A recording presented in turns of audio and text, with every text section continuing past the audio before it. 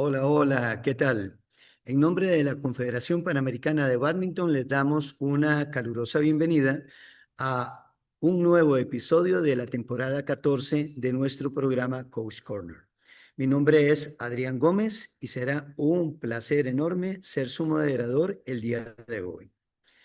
Bien, en la sesión de hoy tenemos el gusto de dar la bienvenida al señor Martín Trejos de Argentina, actual entrenador de la selección peruana de bádminton y un excelente formador de entrenadores en la región. Martín compartirá con nosotros una interesante reflexión donde exploraremos cómo los entrenadores pueden ir más allá de una simple repetición de ejercicios para diseñar entornos de entrenamiento que desarrollen la toma de decisiones, la comprensión de juego y la inteligencia táctica de los jugadores. Pero antes de darle el pase a nuestro invitado, permítame hablar un poquito de su currículum. Martín actualmente es el entrenador de la selección peruana de bádminton. Es entrenador certificado por la WWF nivel 3 y tutor WWF nivel 1. Es capacitador panamericano en diferentes cursos regionales de formación de entrenadores y durante 7 años fue entrenador principal de la selección argentina, participando en múltiples torneos del circuito panamericano y contribuyendo al desarrollo del bádminton de alto nivel de su país y en las Américas. Muy bien, ahora sí. Buenas tardes, Martín. Bienvenido a nuestro programa. Muchas gracias por acompañarnos a nuestra audiencia y a nuestro programa y recibirnos desde tu casa en la ciudad de Lima. Por favor, te invitamos a que tomes el control y Bueno, compartas tu pantalla. muchas gracias. Gracias Adrián por la presentación y siempre es un placer verte, aunque sea a la distancia, es un placer verte. Perfecto, se mira Ay, excelente. bueno, muchas gracias. Bueno, en primer lugar, le quiero agradecer a la Confederación Panamericana de Bádminton por darme un humilde espacio en esta actividad, en el Coach Corner, que es algo que celebro. Es un motivo de encuentro para todos nosotros los entrenadores y los interesados y los fanáticos del bádminton a nivel mundial. Es un placer y un honor poder ser uno acá de los participantes y bueno, simplemente agradecerles nuevamente. En el día de hoy titulé esta presentación como entrenar no es repetir ejercicios, sino es diseñar el juego. Básicamente la idea por la cual quiero comenzar es que si dentro de un ejercicio no planteamos un problema, no vamos a obligar al cerebro del jugador o del practicante a reorganizarse en sí mismo, de de esa destreza en sí mismo, pero no va a haber una, eh, una motivación o no, esta persona no va a estar entrenando la parte cognitiva, que es lo que nosotros más nos interesa como entrenadores a la hora del juego, ¿sí? Eh, es por eso que para mí un ejercicio siempre tiene que tener tres ingredientes fundamentales. El primero, un objetivo claro, para qué hago para qué el jugador hace determinada acción o determinada dinámica. Tiene que haber incertidumbre porque esa incertidumbre va a provocar que el jugador tenga que anticipar, percibir y reflexionar eh, sobre lo que está ocurriendo. Y para finalizar, tiene que haber determinadas reglas. Martín, Eh, sí. perdona, Entonces, vos cualquier cosa decime, Adrián, sí, no hay problema. Em, entonces, a partir de que un ejercicio tiene esos tres ingredientes, que es incertidumbre, reglas y un objetivo claro, lo que nosotros vamos a estar creando es un ecosistema acorde para que el jugador pueda desarrollar todo lo que es la parte cognitiva, la parte táctica del juego, que a mi criterio es la más importante, ¿no? A partir de allí, lo que nosotros vamos a tener es que dar una tarea al jugador, y sobre eso yo me quiero centrar hoy. Una tarea la podemos definir como ustedes pueden observar en la diapositiva. Es básicamente diseñar un entorno artificial para forzar una adaptación, ¿sí? Ese entorno es básicamente las condiciones y las reglas que yo pongo durante el ejercicio. También tenemos que poner una cuota de incertidumbre y un objetivo claro, ¿sí? Y a partir de ahí el jugador tiene que ir buscando soluciones y se tendrá que ir adaptando y irá generando adaptaciones, ¿no? En función de esto, a partir de que nosotros entendemos lo que es una tarea, para mí hay cuatro elementos que componen a la misma.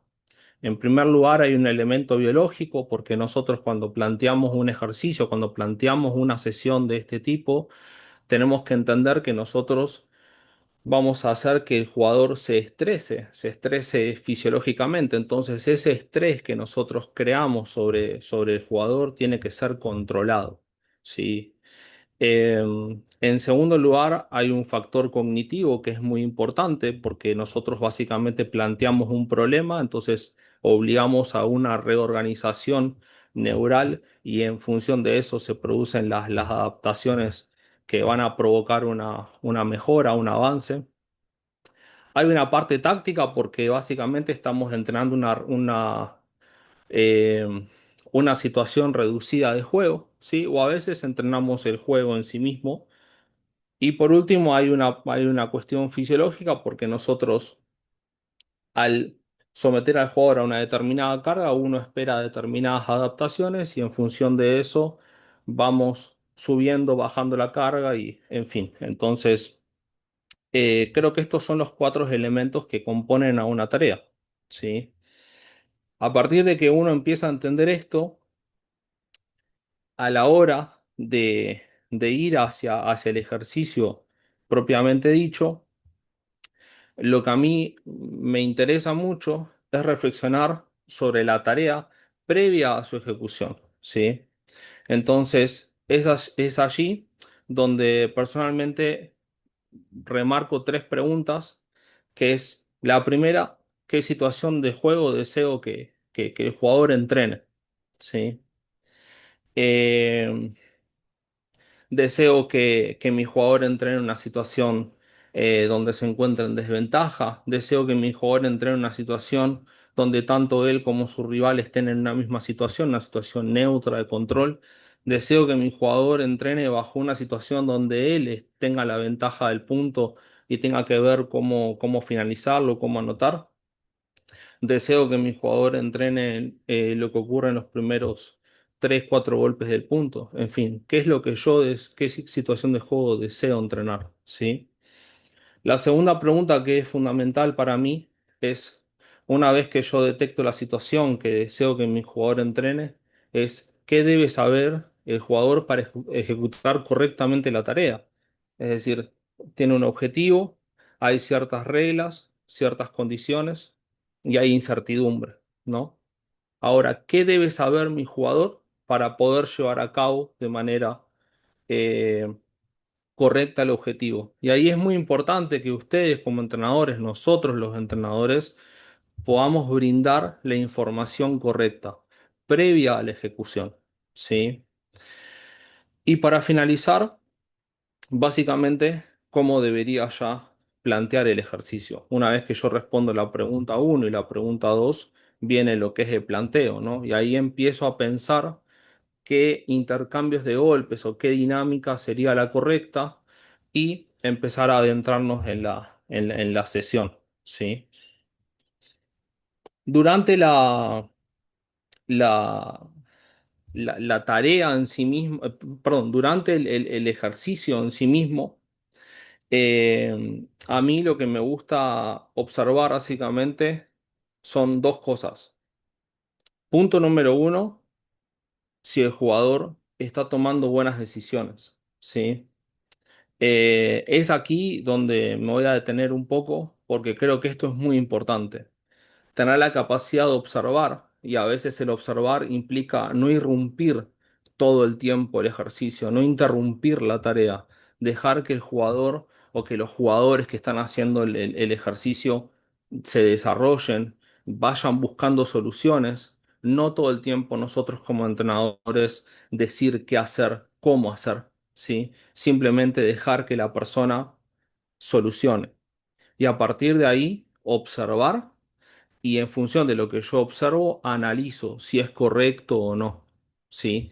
Y siempre considero que es muy importante a la hora de observar si un jugador está realizando bien la tarea que uno propone, esa observación, o mejor dicho, ese análisis, que es una instancia superior, tiene que ir en función del objetivo, ¿no? Porque muchas veces las correcciones que yo veo que entrenadores aplican sobre determinados ejercicios son correctas, toda corrección bien intencionada y que tenga lógica es correcta, pero esa corrección siempre tiene que ir en función de lo que estamos entrenando. ¿Sí? Si yo estoy entrenando, o mejor dicho, estoy planteando una situación donde mi jugador se encuentra en una situación de desventaja, de prevención, se encuentra bajo presión, y yo corrijo cómo hacer un kill en red, y quizá no tiene mucha correspondencia, ¿no? ¿Está bien corregirlo? Sí, pero no es acorde al lugar y al momento, ¿sí? Eh, Otra cosa que también es muy importante, lo que planteaba recién, eh, tenemos que entender que a la hora de que el jugador toma decisiones, lo más importante no es que nosotros sepamos si el jugador está tomando o no buenas decisiones. Eso es fundamental. Pero lo más importante es, el gran desafío para nosotros los entrenadores es que el jugador sea capaz de darse cuenta si es realmente, si está tomando correctas decisiones o no. Entonces, para mí ahí aparece un recurso fundamental para nosotros los entrenadores, que es el recurso de la pregunta. Mediante la pregunta, ¿sí? Nosotros vamos a provocar o vamos a generar que el jugador empiece a revisar y empiece a reflexionar si lo que está haciendo es correcto y cómo lo está haciendo, ¿sí? A partir de la pregunta como principal recurso para poder llevar al jugador a que realmente se dé cuenta si está tomando o no buenas decisiones, es donde nosotros vamos a poder llegar a esa situación que queremos que el jugador revea. ¿Sí? La pregunta como elemento fundamental. Y después, la segunda pregunta que también es muy importante es si el ejercicio es funcional a mi objetivo y si debo hacer alguna modificación alguna.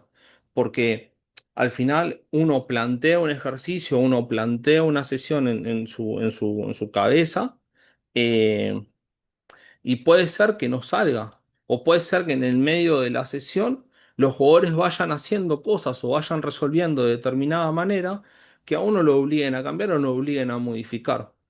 Entonces, básicamente, hay tres cosas a mi criterio que se pueden hacer. Si el ejercicio es muy simple, simplemente hay que progresionarlo, hay que aumentar su nivel de dificultad. Para poder progresionar un ejercicio, básicamente hay que darle más opciones a los jugadores que están asistiendo. Entonces, eso aumenta el nivel de incertidumbre y provoca que haya una mayor reflexión dentro del ecosistema que estamos creando, el del ejercicio. Eh, Y en segundo lugar, lo que puede ocurrir es totalmente lo contrario, que el ejercicio sea muy difícil, no esté saliendo lo que nosotros pretendemos, eh, entonces hay que hacer una regresión, ¿sí? Una regresión didáctica del mismo, ¿no? Entonces, quizá se quitan algunas opciones a los asistentes o se lo hace levemente más predecible y a partir de que el jugador vaya construyendo buenas acciones de juego y vaya tomando confianza, nuevamente vamos a ir progresionando y vamos a ir llevándolo hacia el lugar donde nosotros queremos dentro de la sesión y en esa situación de juego puntual. La tercera opción, que a veces también puede pasar y no lo vivan como un fracaso, porque creo que nos ha pasado a todos los que estamos en situaciones de aprendizaje, de nosotros brindar aprendizaje, es que a veces el ejercicio no sirve y simplemente hay que modificarlo. No puede servir porque quizás hay una mala interpretación nuestra como entrenadores de la situación de juego que queríamos trabajar, entonces está mal hecha la secuencia de golpes, quizá no es real o quizá no es aplicable a ese grupo de jugadores. Eh, y bueno, hay que cambiarlo, no hay que tener miedo y siempre es muy importante en las sesiones que ustedes vayan a dar, siempre tener un plan B o un plan C, ¿sí? Y es parte de. Así que bueno, esto, Adrián, no sé si estás por ahí. Bueno. Cualquier cosa te aviso, venga. Perfecto. Son los últimos, esta es la última parte de la conferencia. Prometo no aburrirlos mucho, así que muchas gracias a todos por la presentación eh, y por el tiempo y el espacio. Eh, bueno, como les decía, ahora lo que vamos a ingresar básicamente es eh, en en lo que es la estructura del juego, un entendimiento bastante, un abordaje bastante simple pero conciso del mismo. A mí personalmente me gusta mucho la visión que tiene un entrenador, Martán, muy conocido por todos nosotros. Yo lo más allá que lo aprecio mucho porque es una gran persona, él para mí personalmente fue uno de mis mentores, así que este es un abordaje que él suele implementar algunas cuestiones y me parece interesante poder compartirlo aquí, sí, porque estoy totalmente de acuerdo.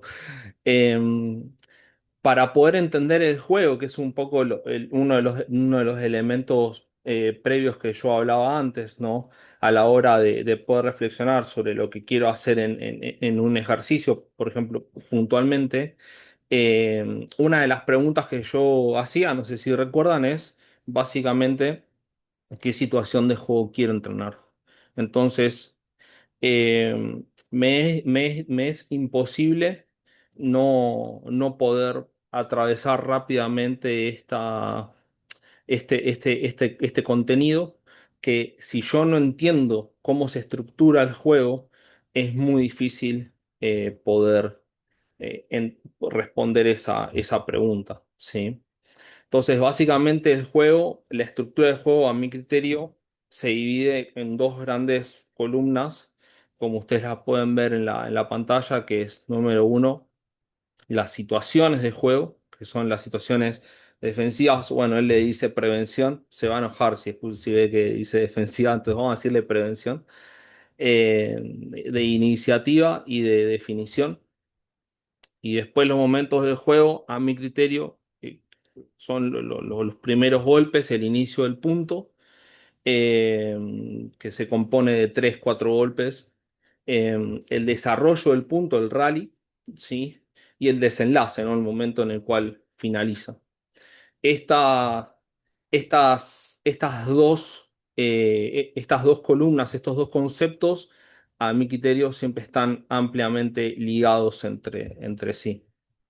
Em, a partir de ahí, a partir de que uno entiende cuáles son las situaciones de juego y los momentos de juego, lo que me es inevitable es adentrarnos en lo que es la toma de decisión, ¿no? Para poder, para poder observar si un jugador está tomando una decisión de forma correcta o no. Me parece que lo primero que debemos comprender o observar es dónde está el jugador golpeando, ¿sí? Por ejemplo, si vamos hacia el fondo de cancha, no es lo mismo golpear en la última línea o golpear sobre la línea del saque de dobles o por delante de la misma. Son tres situaciones totalmente diferentes dentro de una misma, dentro de un mismo sector de la cancha. ¿Sí? Lo segundo que es muy importante es cómo el jugador llega a ese volante. Vamos de nuevo al fondo de cancha. No es lo mismo llegar a la última línea de la cancha con el volante por detrás de nuestro cuerpo, es decir, que estoy en una situación de prevención, estoy fuera de balance, a llegar a la última línea de la cancha con tiempo. Entonces yo puedo ir y golpear el volante temprano e intentar quitarle tiempo al rival. Sí. Lo tercero que es muy importante es básicamente dónde está posicionado el rival o los rivales en el caso de dobles. En función de dónde esté posicionado mi rival, yo voy a poder entender o voy a poder observar dónde están los espacios libres. Para aquellos jugadores que tienen más experiencia, que tienen más nivel, no es solamente dónde está posicionado, sino cómo es la posición de sus pies. Tiene su pierna dominante por delante, su pierna dominante por detrás, sus hombros están tirados hacia adelante, entonces está preparado para salir hacia la red. Su cuerpo está rígido, está de manera recta, entonces probablemente esté preparado para salir hacia atrás y quizá un golpe en la zona delantera de la cancha lo complique. Cuanto mayor sea el nivel de los jugadores que nosotros entrenemos, ese tipo de detalles los tenemos que tener presentes y los jugadores tienen que ser capaces de poder ver eso, ¿sí? Y por último, no menos importante, porque los cuatro elementos son importantes, es dónde está la raqueta del rival.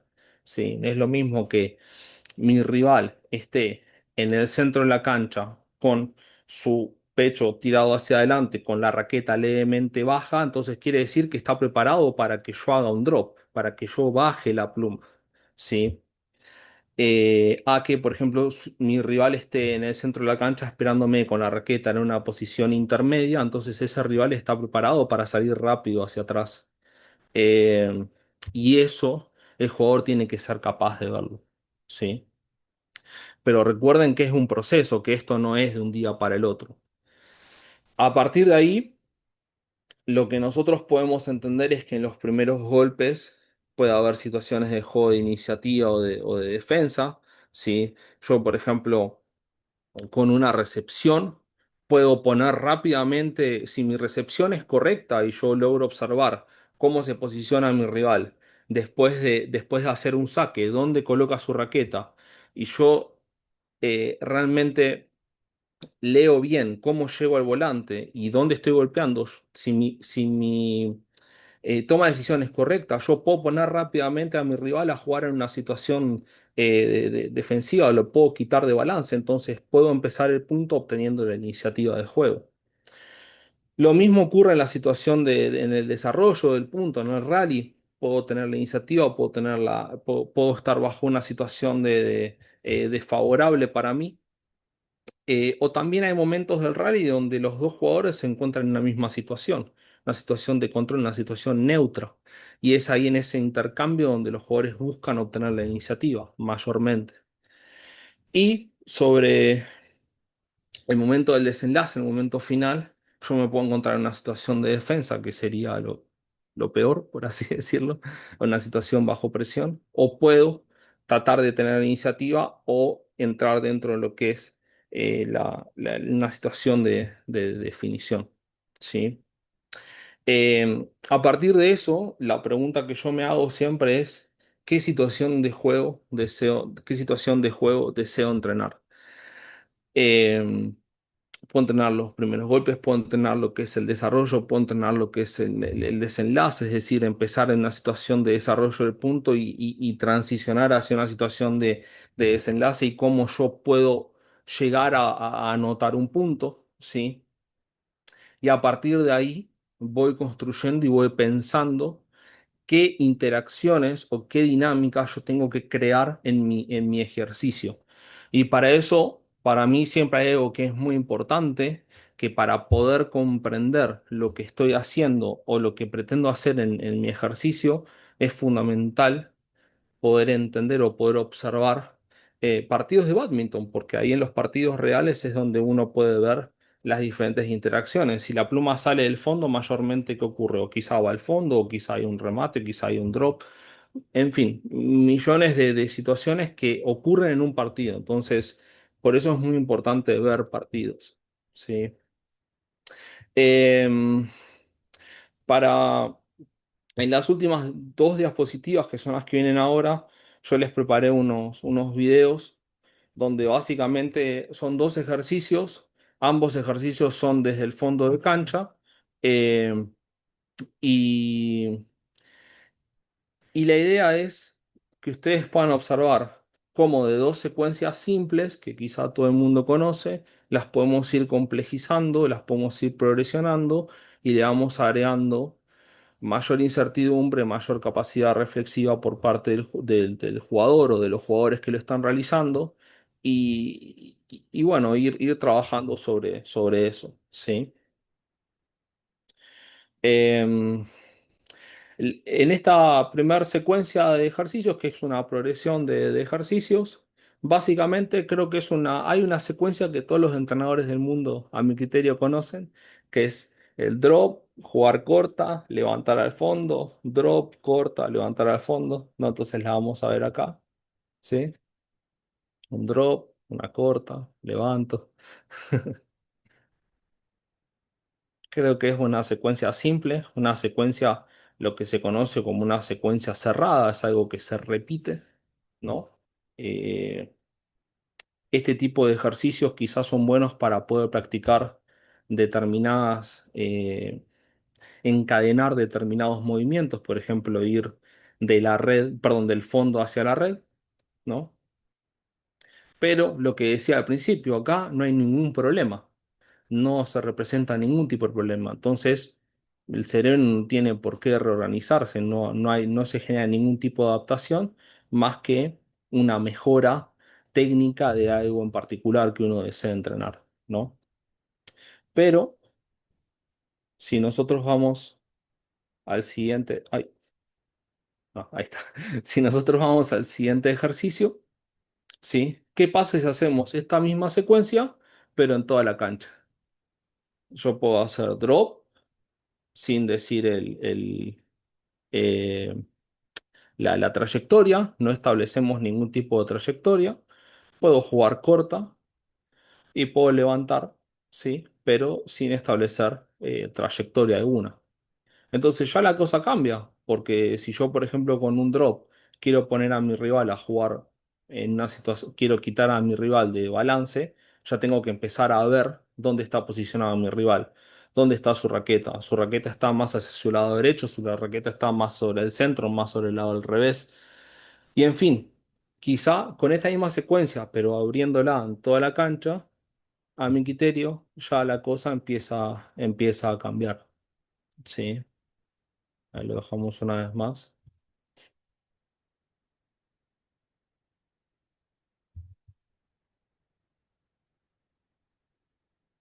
Ya podemos ver cómo los jugadores tienen que cubrir la cancha, tienen que decidir, tienen que todo el tiempo, al tener la incertidumbre de no saber a dónde va a ir la pluma, eh, hay que empezar a interpretar mejor un poco las acciones de juego, ¿sí?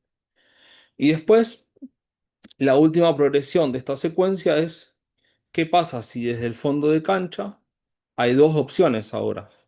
O hacer drop, ¿sí? O sea, jugar corto sobre la red, o jugar al fondo de cancha, hacer un clear, un fondo, ¿sí? Ya la cosa empieza a cambiar, porque no solamente tengo que ver qué lado de la cancha mi rival está cubriendo más, sino también tengo que ver si está jugando, si su centro de juego está preparado para ir hacia la red o está preparado para ir hacia el fondo de cancha. Eso al momento de golpear, supongamos que llegamos en buena posición. Y lo otro es que en el desarrollo del ejercicio, al tener dos opciones desde el fondo de cancha, los jugadores van creando espacios en la cancha del rival.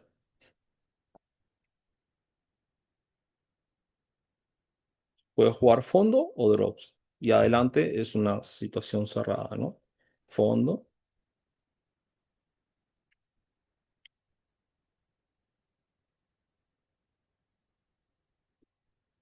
Por ejemplo, ahí podemos ver como el jugador de blanco, Adriano, en la última acción de juego, lo saca de balance con un fondo, con un clear un poco más tenso, más ofensivo, y crea un espacio en el lado cruzado y lo aprovecha rápido con un drop, ¿no? Entonces, de una secuencia simple que empezó en media cancha, ya acá podemos ver que la cuestión, la dinámica que uno va creando el ecosistema, ya empieza a tener otras, otras exigencias, ¿sí?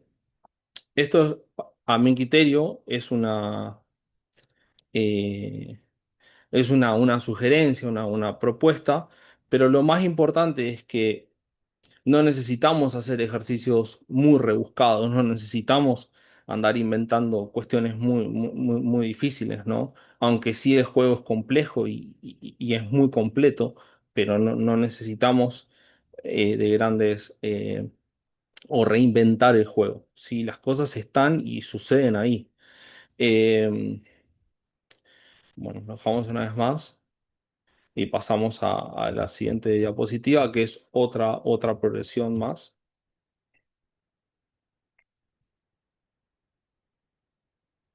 Bien, entonces acá lo que podemos ver en este, para cerrar, como pasando un ejercicio en media cancha simple, que considero que todos los entrenadores del mundo conocemos.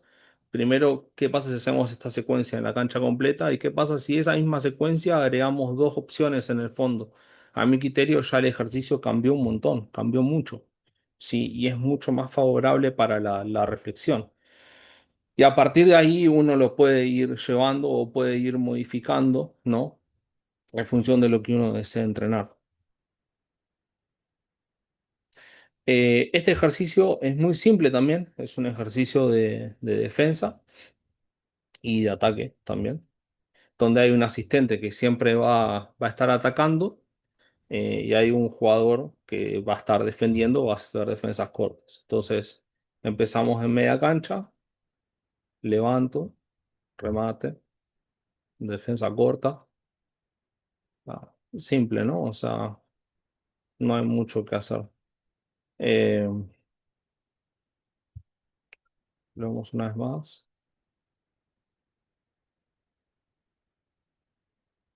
Eh, Quizá ahí lo que se pueda mejorar, a mi criterio, mucho es la ejecución del jugador de blanco Adriano en la red. O sea, siento que es un poco pasivo para ir hacia adelante. Pero bueno, o sea, básicamente el ejemplo está en una situación simple. Les repito, una secuencia cerrada. Por lo general, las secuencias cerradas no hay problema, o sea, no hay un problema, no se genera una incertidumbre. Todos los golpes son previsibles, entonces se puede utilizar para mejorar determinadas conexiones o cadenas de golpes. eh, o en jugadores avanzados, quizá a veces se puede utilizar para mejorar o para trabajar algo física, de punto de vista físico. Yo personalmente no lo utilizo mucho en ese estilo, pero bueno, es válido también. Ahora, ¿qué pasa? Mismo concepto, o sea, ¿qué pasa si esta secuencia la hacemos toda la cancha? ¿No? Remate libre, defensa siempre corta, dos golpes, ¿no? Y una defensa.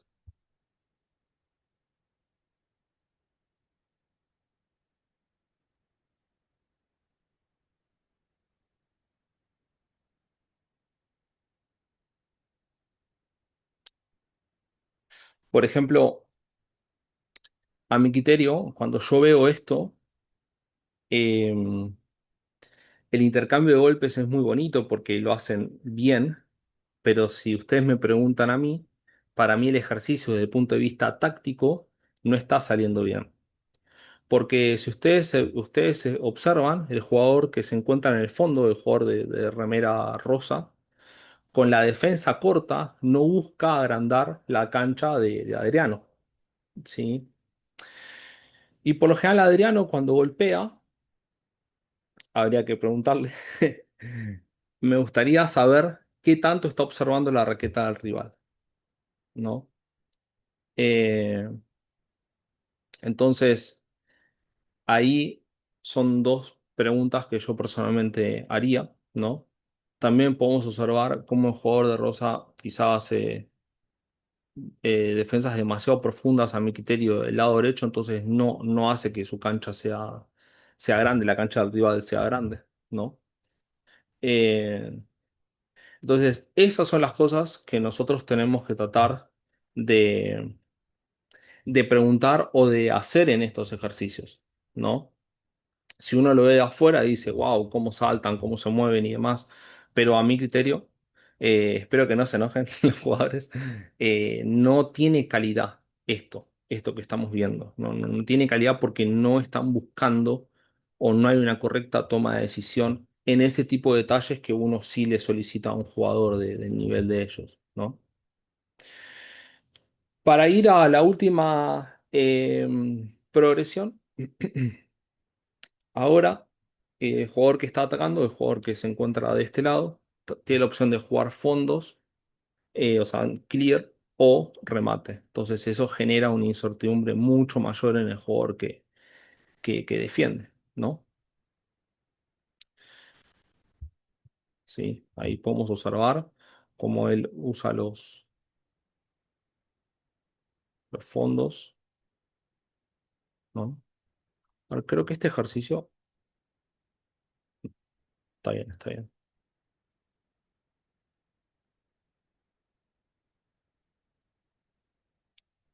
Entonces, para terminar la conferencia y entrar en la parte de preguntas y demás. em, lo más importante a la hora de crear ejercicios es tener la capacidad de poder plantear algo a superar por los jugadores. Sin eso no hay reflexión, y si no hay reflexión no hay mejora, no hay pensamiento. Entonces, si no se está reflexionando sobre algo, si no hay una toma de decisión, eso después no va a ser no se va a poder aplicar a lo que es el juego, ¿sí? Lo cual yo no quiero decir que entrenar todos los entrenamientos de técnica o todos los ejercicios de multipluma y demás no sirvan. No, claro, todo es importante, pero yo quería hacer un enfoque sobre esto en particular, ¿sí? Eh, no sé, ahora si alguien tiene algún tipo de... Bueno, en realidad les quiero agradecer a todos. Gracias Adrián por tu introducción. Siempre es un placer verte. Si alguien tiene algún tipo de preguntas o algo, ahí abajo está mi contacto, mi correo. Y bueno, no sé si alguien hay alguna pregunta, alguna sugerencia también, ¿no? O sea, siempre es bienvenido. Gracias, Martín. Perfecto. Ahora, pues, como lo mencionabas, vamos a pasar a nuestra sección de preguntas y respuestas. Por favor, si tienes alguna pregunta o comentario que quieras compartir, escríbela en el cuadro de chat. Martín, tengo dos preguntas aquí ya anotadas que quería consultarte. Y la primera de ellas es la siguiente, por si alguien más quiere anotar en el chat alguna consulta. Si un entrenador tuviera que cambiar solo una cosa de la manera en que va a diseñar sus ejercicios de entrenamiento a partir de mañana, ¿cuáles serían esos cambios que recomendarías hacer para que el entrenamiento fuera más en situaciones reales de juego? Eh, Solo una cosa. Ujú. Em, buena pregunta. Mm, trataría, o sea, si fuese solo una cosa, em, si ese jugador no ve badminton, que vea badminton, ver partidos, o sea, es fundamental, porque sin eso no hay una comprensión del juego, ¿no? Tratar de observar y analizar. Si eso ya sucede, em, tratar de hacer más de este tipo de ejercicios y equivocarse. O sea, no tener miedo a equivocarse. Eso. Y no querer que los entrenamientos salgan perfectos. Ok, muy bien. Es parte del proceso de aprendizaje también de uno como entrenador y de los jugadores, ¿verdad? Sí. Exacto, muy bien. Ok, ahora, en el desarrollo de jugadores juveniles, ¿cuál crees que sería el error más común que cometen estas tareas de entrenamiento? Creo que uno de los errores más comunes es adoptar una posición muy conductista, Ujú. brindar mucha información, todo el tiempo decir qué hacer, cómo hacerlo, ¿no? Y no dejar espacio a que el jugador resuelva. No dejar espacio dentro del mismo ejercicio, no dejar espacio dentro de la misma sesión y no dejar espacio tampoco dentro del proceso de preparación hacia un determinado torneo, ¿no? Adoptar que el entrenador es el guía absoluto y el jugador es una persona que simplemente agacha la cabeza y hace, ¿no? Y es totalmente lo contrario, uno tiene que desarrollar esa capacidad reflexiva del jugador, ¿no? Y creo que eso tiene que suceder en las categorías juveniles, ¿no? Ok, no, totalmente de acuerdo contigo. Mencionaste algo que me llamó la atención y fue qué debe de mirar, qué debe de observar el entrenador cuando se estén haciendo los ejercicios. Y esto va muy de la mano con lo que llamamos la anticipación. Y Sí. ahí mencionaste que como entrenadores hay que enseñar al jugador a que mire a su rival, a que mire la raqueta del rival, hay que mirar sus pies, su colocación del cuerpo. Claro, esto es un proceso que se tiene que ir enseñando poco a poco, pero este proceso va ayudando a nuestro jugador anticipación poco a poco, de acuerdo a los diferentes rivales que tiene. ¿Cómo lo miras tú? Sí, o sea, la anticipación es un elemento fundamental dentro de lo que es el juego, porque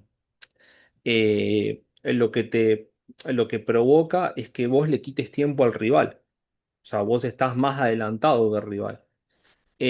Anticipar no es adivinar, no es algo azaroso, ¿no? O sea, anticipar es justamente todo lo contrario. Eh, la anticipación en sí misma se mejora haciendo, porque la anticipación llega con la experiencia. Entonces, cuanto más experiencia tiene el deportista, probablemente más probabilidad de éxito tenga al anticipar diferentes situaciones de juego.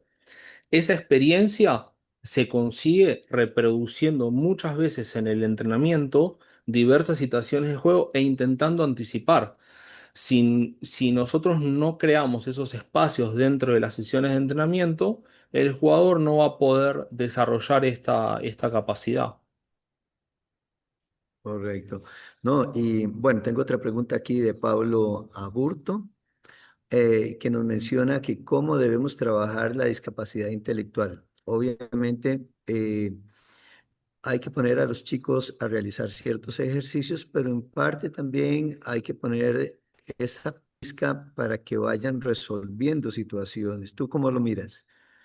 Sí, o sea, con la discapacidad intelectual obviamente es un poco, todo es mucho más complejo porque en sí condiciona todo el sistema, ¿no? Pero así todo, considero que nosotros como entrenadores, por más que estemos frente a un jugador con ciertas restricciones mentales o cierta discapacidad mental, no debemos abandonar esta postura, ¿no? Imagino que no tengo, honestamente no tengo experiencia en esa rama del bádminton, pero imagino que hay que armarse de paciencia, Ok, ¿no? Y simplemente hay que ir para adelante, ¿no? Quizá las situaciones no podremos ir tan profundo en lo que son las situaciones de juego o no podemos pretender que el jugador vea tantos detalles como quizá un jugador convencional, pero así todo no debemos dejar de intentarlo y de incentivar eso en el jugador. exacto. Creo que ahí también lo que mencionas es que todo entrenamiento suma, nada más Sí, de hacerlo claro, de forma obvio. positiva. Ah, Sí, sí. bueno, Martín, ya para cerrar, tengo una última pregunta. Tenemos algunos entrenadores jóvenes acá. ¿Y qué consejo les darías para que aprendan a diseñar estas tareas realmente y que puedan desarrollar la toma de decisiones y la inteligencia táctica de los jugadores? Mi primer consejo, perdón que sea tan eh, tan reiterativo, pero equivocarse, porque si nosotros decimos que frente a un error es una ventana de posibilidad para que el jugador aprenda, el error para nosotros también es una ventana de posibilidad. No sean duros consigo mismos, no se claven el puñal, paciencia, ver mucho bádminton, ¿sí? Y para aquellos que tienen la posibilidad de poder tener contacto con entrenadores de más experiencia, cuando hay una persona que sabe más que ustedes, hay que pegarse a esa persona, hay que aferrarse y escuchar y aprender. Eso es lo más importante. Bien, gracias, Martín. Y cierro con algo que mencionaba acá Roosevelt, que dice que lo importante es siempre el sentirse satisfechos jugando badminton, pasándosela Sí. bien, entrenando y jugando badminton. Eso es lo más importante, tanto entrenadores como jugadores. Muy bien, mi estimado Martín, muchísimas gracias por compartir con nosotros una presentación tan clara, provocadora, inspiradora. Nos has invitado a reflexionar sobre cómo el entrenamiento va más allá de repetir solo ejercicios y se convierte en un proceso de diseñar el juego y desarrollar jugadores que piensen y que tomen decisiones en la cancha. Eso es lo importante. Hoy nos llevamos ideas muy valiosas sobre las que cómo construir entornos de entrenamiento que fomenten esta comprensión de juego y también, por otra parte, la comprensión del juego con inteligencia táctica y la toma de decisiones, que es el fundamento elemental para que el jugador se vaya desarrollando. Ha sido un verdadero honor contar con tu participación en esta sesión del Coach Corner. Martín, muchas gracias por compartir tu experiencia y visión con la comunidad de entrenadores de América Latina y del mundo. Y te deseamos muchos éxitos en tus proyectos y esperamos seguir contando contigo en futuras iniciativas. Cuídate mucho y muchas gracias. Muchas gracias a todos por su tiempo y les deseo que sean muy felices. Muchas Gracias, gracias. Martín. Bueno, quiero animarte a que nos escribas y nos hagas propuestas de temas de tu interés. Además, te invitamos a consultar el canal de YouTube de la Confederación Panamericana de Bádminton, donde podrás ver estas y otras conferencias que hemos. Bueno, damos las gracias a las personas que han estado compartiendo con nosotros en el programa del día de hoy. Tenemos de Argentina a Esteban, a Paula, a Julieta, a Gabriel, de Chile.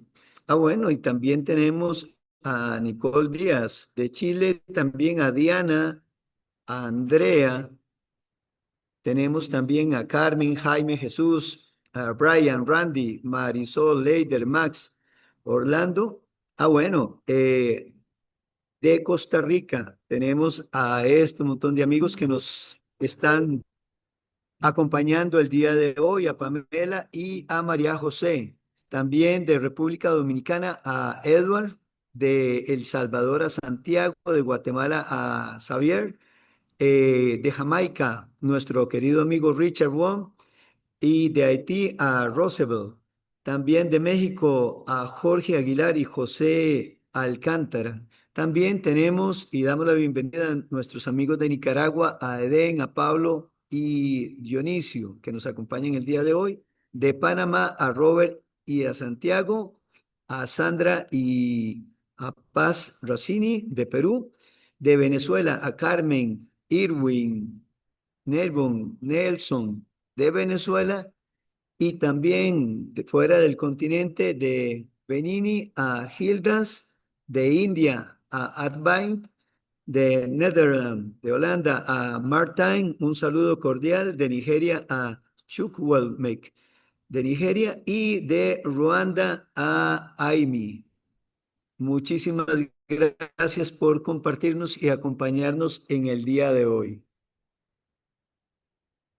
Bueno, en nombre Ya para ir finalizando, en nombre de la Confederación Panamericana de Bádminton, les agradecemos su participación y esperamos que hayan disfrutado de la sesión del día de hoy.